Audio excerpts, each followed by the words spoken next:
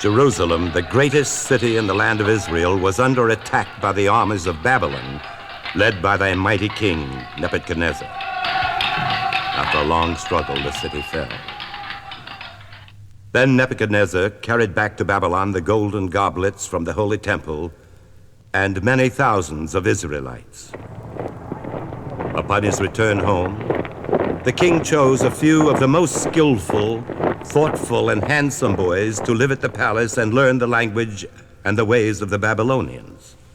One of them was a boy named Daniel. And while he was growing up in a strange land where the people believed in gods made of silver and gold, of brass, iron, wood, and stone, Daniel worshipped only one God, the God of Israel.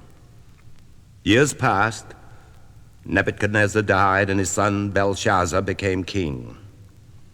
One night, Belshazzar gave a feast for hundreds of people.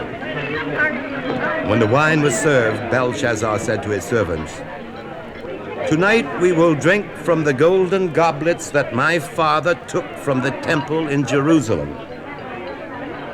The servants brought the golden goblets, and the people drank and praised the gods made of silver and gold, of brass, iron, wood, and stone.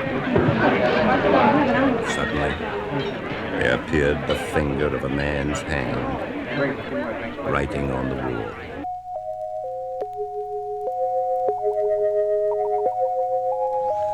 And everyone was frightened, Belshazzar most of all.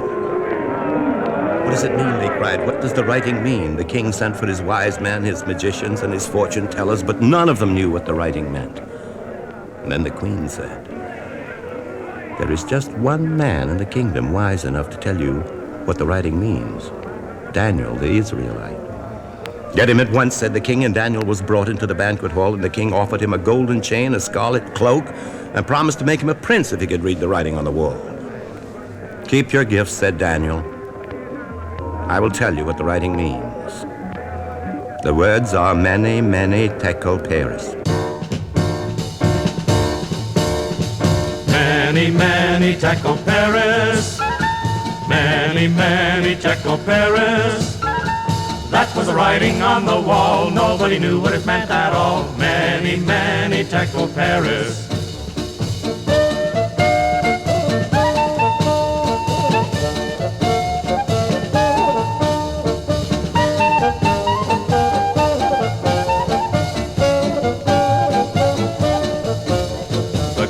Asked all his wise men and his magicians too, but not a one could tell him because nobody knew.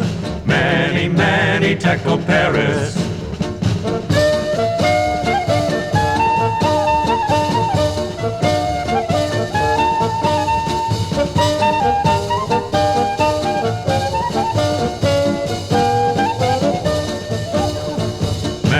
Mene, tekel, peres.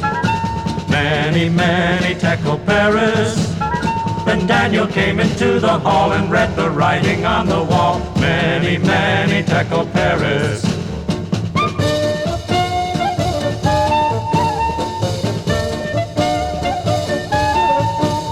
Then Daniel came into the hall and read the writing on the wall. Mene, mene, tekel, peres. Mene, mene, tekel, peres. Daniel said to Belshazzar, "Before your father died, he learned that there is only one God, the God in heaven, and he taught this to you. But you have turned against God.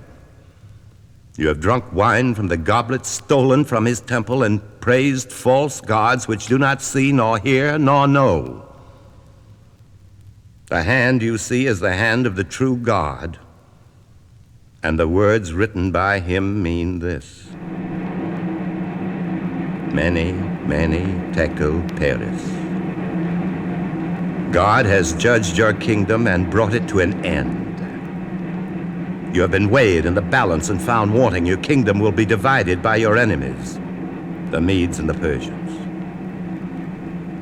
Belshazzar gave Daniel a golden chain and a scarlet cloak and made him a prince.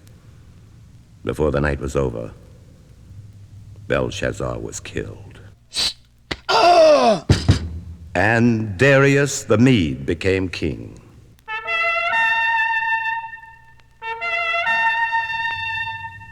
Darius was very fond of Daniel, but many of the new king's followers were jealous of Daniel's high place. They thought of a way to get rid of him. They knew that Daniel prayed to God 3 times every day, so they went to the king and said, "O King Darius, you are such a mighty ruler that no one should pray to anyone but you. And why not pass a law ordering everyone to pray only to you, or be thrown into the lion's den?" Darius agreed. He signed and sealed the law. Still, Daniel prayed to his God. The men went to his house and found him praying to the God of Israel. They seized him and brought him to the lion's den. The king was sad when he heard that Daniel was to be thrown to the lions, but the law could not be changed. He said to Daniel, "I hope your God can save you now." They rolled back the big stone in front of the lion's den. Daniel walked in. The king went back to the palace, but was so unhappy wondering what had happened to Daniel that he couldn't sleep all night. And here is what had happened after they rolled the stone away.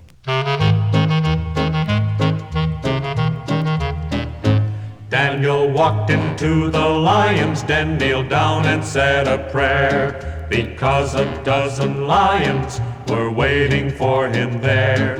But though the lions snarled and snapped, they never once did bite, for God had sent an angel down to shut their mouths up tight. The lions roared again and again and again, but the angel of the Lord kept Daniel safe in the lion's den.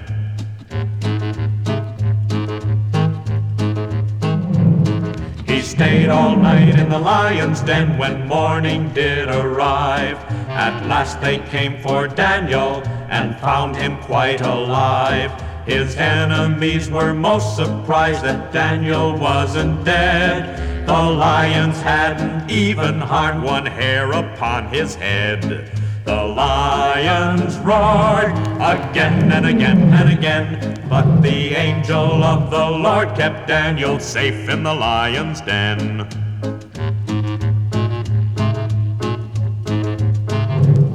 The lions roared again and again and again, but the angel of the Lord kept Daniel safe in the lion's den. The king was glad when he saw that Daniel was safe, and so angry at Daniel's enemies that now he had them thrown to the lions. And the lions broke all their bones into pieces. Then King Darius said, "Everyone in my kingdom shall worship the God of Daniel, for he is the only true God. He shall reign forever. He works signs and wonders in heaven and earth, and has delivered Daniel from the power of the lions."